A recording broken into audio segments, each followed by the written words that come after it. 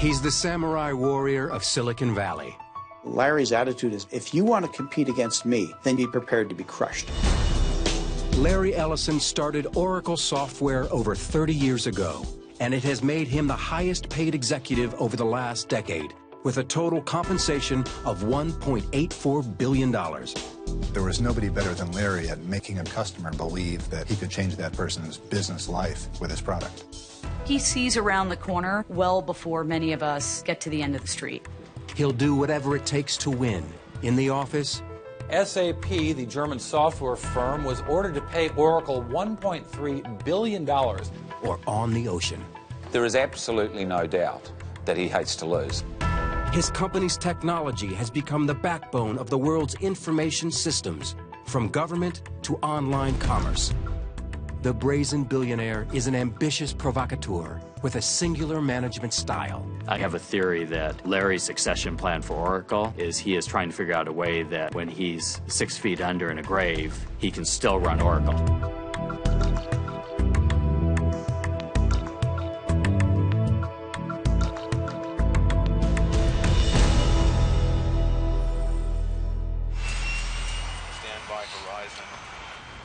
Captain?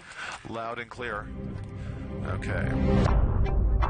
If you know anything about Oracle's Larry Ellison, it probably goes something like this. I've got a Bugatti, the fastest car in the world. His home cost $200 million. The fastest sailboat that's ever been built. I'm addicted to winning. The more you win, the more you want to win. He's a high-flying adrenaline junkie and an unapologetic collector of expensive toys and real estate. That really takes my mind off of work. He spent $400 million to bring the 2010 America's Cup, the oldest active trophy in sports, back to America for the first time in 15 years. But his success comes from something far less flashy. Some of the world's most essential software. Tools you use every day, but probably don't realize that it's his company making them work. Almost everybody in the world uses Oracle. They just don't know it. If you do any kind of government transaction with almost any government in the world, any business transaction with almost any internet business in the world or any traditional business, if you have a credit card, if you have a cell phone, if you have any of the modern things in life, if you live today, I think you probably use Oracle. Larry Ellison arguably created the most important computer software you never heard of. He was the man behind the curtain for a tremendous change in the way we all live. Ellison remained behind that curtain when we tried to reach him to participate in this program. Born in the Bronx in 1944, Ellison grew up in Chicago. When he was 12, his father bluntly gave him some surprising news. My dad just said right before dinner, oh, by the way, you were adopted and we're having meatloaf tonight. It was so shocking, I just put it away and thought about it for years, without really, confronting all and realizing all of the implications. He dropped out of college twice. Ellison was a mediocre student and disliked formal education. Mike Wilson is an editor for the St. Petersburg Times and interviewed Ellison extensively for his biography. Larry was not interested in following the rules at school, in the family, or anywhere else. Larry needed to get out from underneath the shadow of Lewis Ellison and prove to his father that he could make something of himself. His flair for the fast lane was obvious early. Larry went out and bought himself a turquoise blue Thunderbird. He was a stylish guy. He wanted to impress people. He got in that car and he drove it to California. Larry Ellison was a young man with a great deal of potential. His trip to California was critical to who he would become. Ellison settled in Berkeley and set out to make a living writing code. In 1973, he worked at the computer electronics maker Amdahl. There, he met Stuart Fagan. They've remained friends for over 35 years. I went into my cubicle on the first day I worked there, and across the hall were a couple of guys who never seemed to do any work. They just talked all the time. And one of them did nothing but talk about himself, how smart he was, how stupid everyone else was, and how he really ought to be running everything. And that was Larry Ellison. Ellison was a talented but impatient programmer, desperate to find something of his own to control. To say he had the attention span of a tumbleweed is to overestimate it. I would say more the attention span of a lightning bolt. But his attention focused when he landed a job at a company called Ampex. Ampex was struggling with a project funded by, of all places, the information-driven CIA. The project was codenamed Oracle. The CIA needed a system to store and retrieve vast amounts of foreign intelligence, concerned with its various sensitive operations and missions. For Ellison, it was the job of a lifetime, and would plant the seeds for his future. In the 1970s, information storage meant putting data on reel-to-reel tape, which was just too slow and inconsistent for the CIA, and too slow for Ellison. He left Ampex and later started his own company with his friend and programming genius, Bob Miner. Bob and Larry were a perfect odd couple for Silicon Valley. Bob had all of the engineering smarts, the technical ability. Larry, on the other hand, had the sales ability, the visionary ability, the ability to go to a customer and explain, here's how your business can change.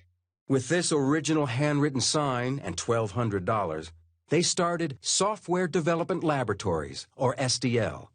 Ellison recruited friends Ed Oates and Stuart Fagan to help program. He did want me to join him, and he's going to start some kind of company, and I thought that was the stupidest idea I'd ever heard, because Larry wasn't famous for finishing things. I used to say he's a total flake and he'll never amount to anything, and I was half right. Ellison's new company needed a product. And after reading an obscure IBM research paper, he thought he had it. A method of sorting information that was vastly superior to anything that had come before. It was called a relational database. According to Gary Bloom, who worked with Ellison for 14 years, it was a complex name, but a simple idea. Relational database, what is it? It's a collection of data and information that's very simply put into a format that makes it very easy to search and find that information. It's nothing more complicated than that. IBM didn't see the potential of what they had. Ellison did. I said, oh my God, we can beat IBM to market because IBM doesn't believe in their own idea. Ellison believed and asked programmer Bruce Scott to start writing code. For me, it's just cool technology and kind of fun, but for Larry, he saw a company out of it. He saw a market out of it. We weren't sure Larry was right, but we needed the jobs, and it was a struggle all the time. Larry was under a lot of pressure to get some money in somehow.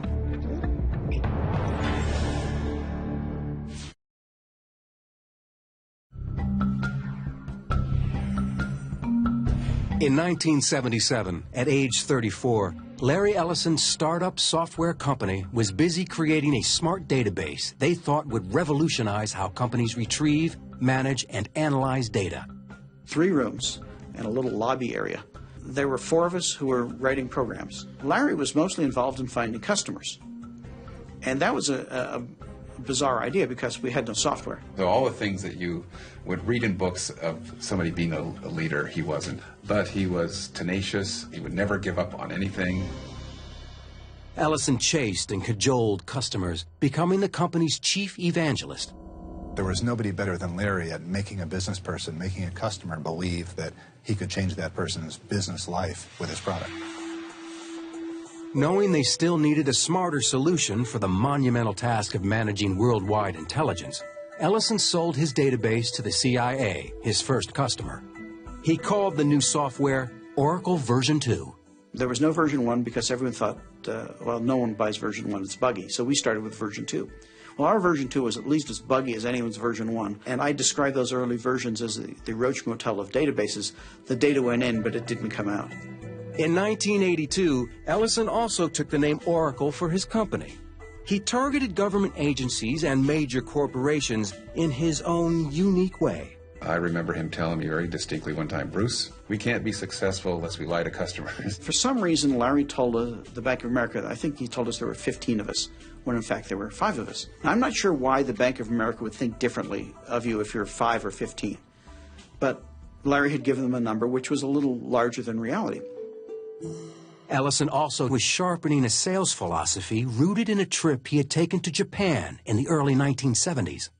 I was in Japan, and I was talking to a Japanese business executive, and he told me, that the problem with America is that we just have no stomach for competition.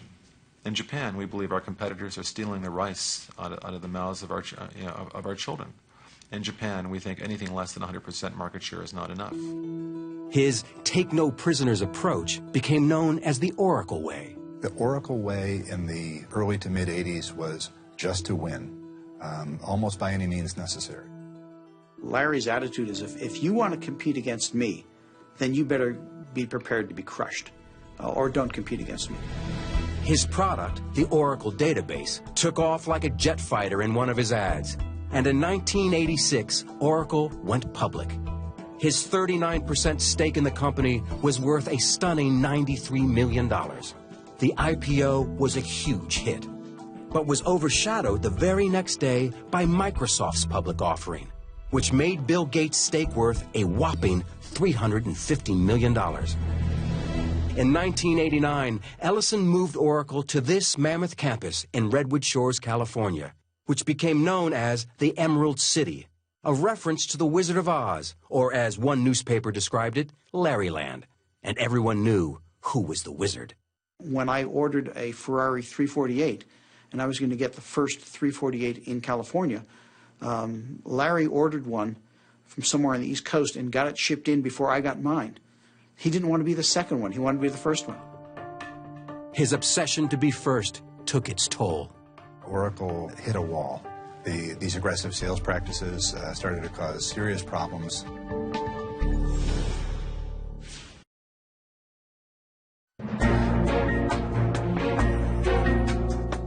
Oracle's aggressive sales practices in the 80s turned the company into an accountant's nightmare.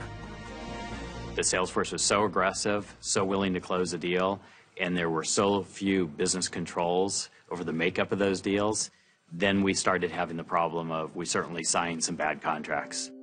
They were also selling products that hadn't yet been created. Oracle was selling a lot of futures, so you were taking a lot of money in, a lot of revenue in for future deliverables.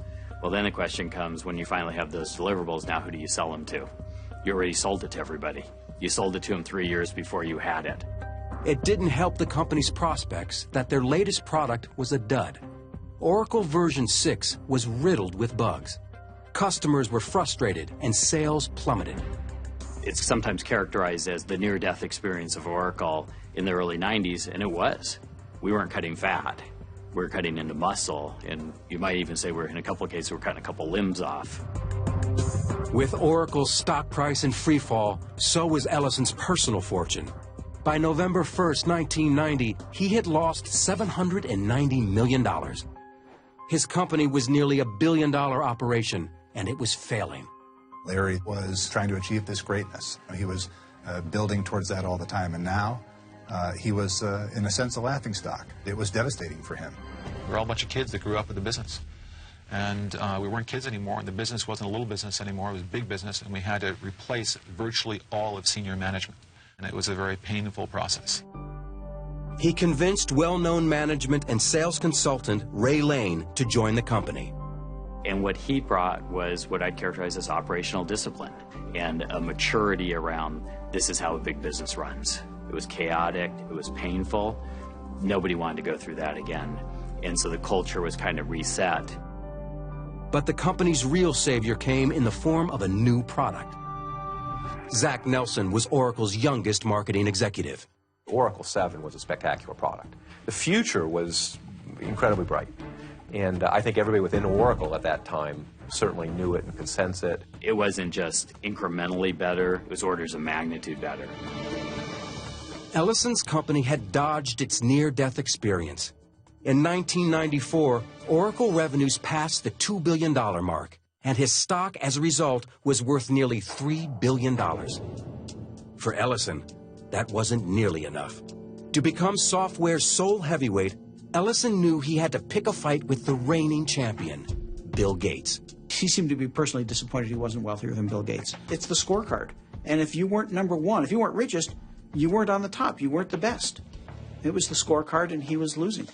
I think that Larry thought he was in tremendous competition with Bill Gates, and maybe Gates didn't think so much. Larry wanted to be recognized as the greatest innovator, salesman, evangelist in the world of software. And he had a steep battle going up against the guy who had put his software in every single personal computer practically in the world. Ellison was fixated on Gates. He would later admit publicly to hiring private detectives to dig up dirt on him. Gates's new product, Windows 95, had the entire tech world buzzing, including Ellison himself in this appearance on The Charlie Rose Show. This Windows 95 is an enormously complicated piece of software. And the idea that people are going to install this in their households and manage these things in their household, to me, is hilarious. And it's time for something that's easier to use. Well, this is clearly part of our strategy to dethrone Microsoft.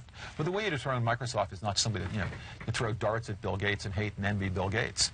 You have to think about products and create products that are better than the products that Microsoft is selling. Ellison made a move into the consumer device market. He called it the Network Computer, or NC. He launched the network computer with great fanfare. The computers we currently make, personal computers, are rather expensive and very, very complex. So we've introduced this new class of computer for normal human beings at very low cost. That's pretty. Very low cost, very lightweight. Now every person can use a computer because they're low cost and very easy to use.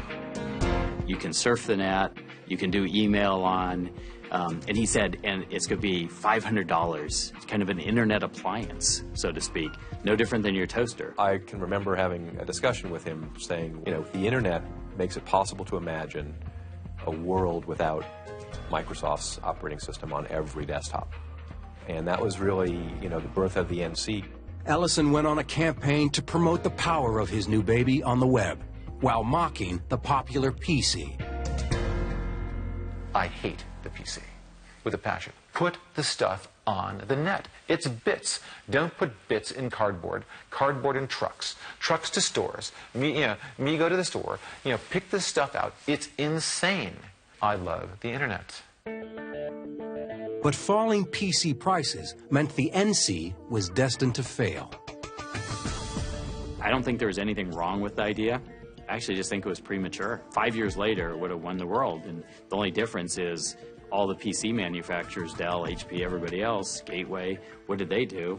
They created a $500 PC that surfs the web really well, and it does email really well. And that shut down Ellison's venture into the consumer market. His NC was too far ahead of its time, but his vision of the internet was still right on target. Oracle's database became the underpinnings of all of these internet services that we take for granted today. It was Expedia, Amazon, eBay, go down the list of applications. All of those are storing all that information, retrieving that information, delivering that information, doing those transactions through the Oracle database. Well, people thought Larry was crazy. Now, he's a genius. Kind of solved the biggest IT problem in history.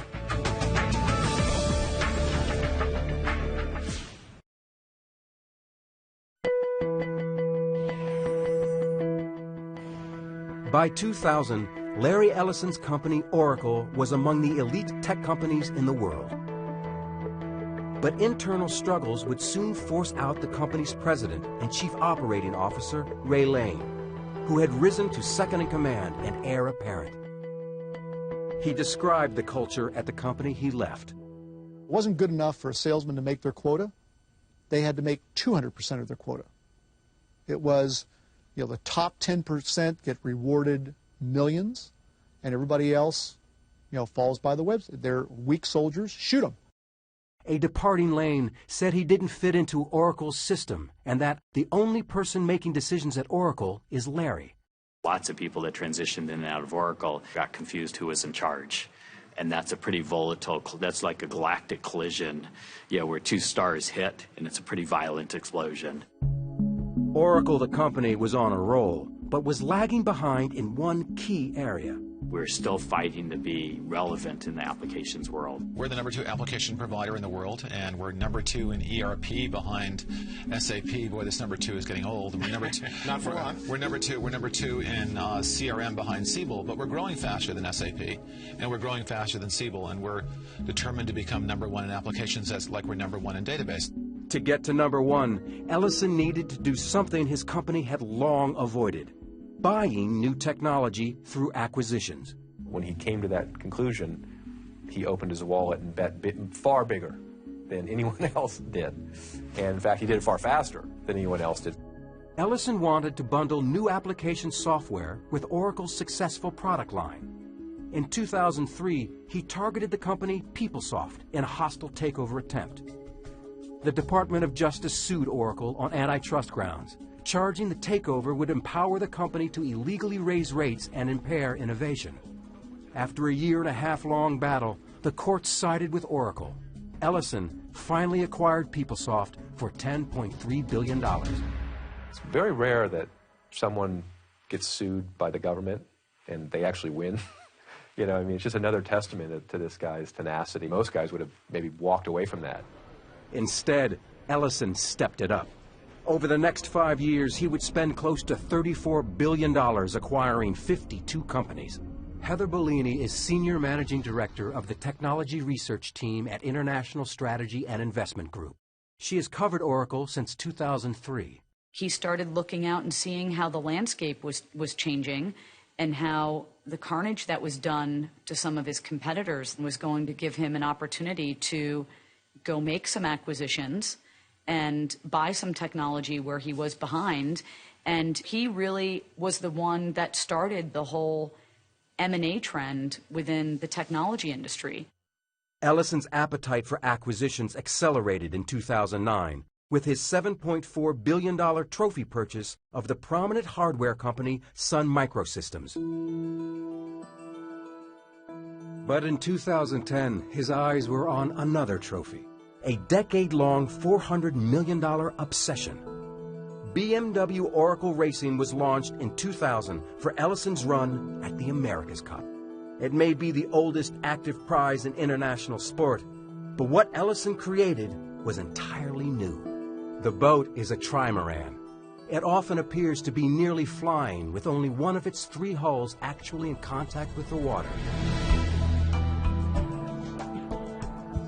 The oceans have never seen anything like it. There is absolutely no doubt that he hates to lose. There's no doubt of that at all. Grant Dalton has competed against Ellison on the America's Cup circuit. My recollection in racing against him, and we will race against him in the future, is this is a man that's very determined to win.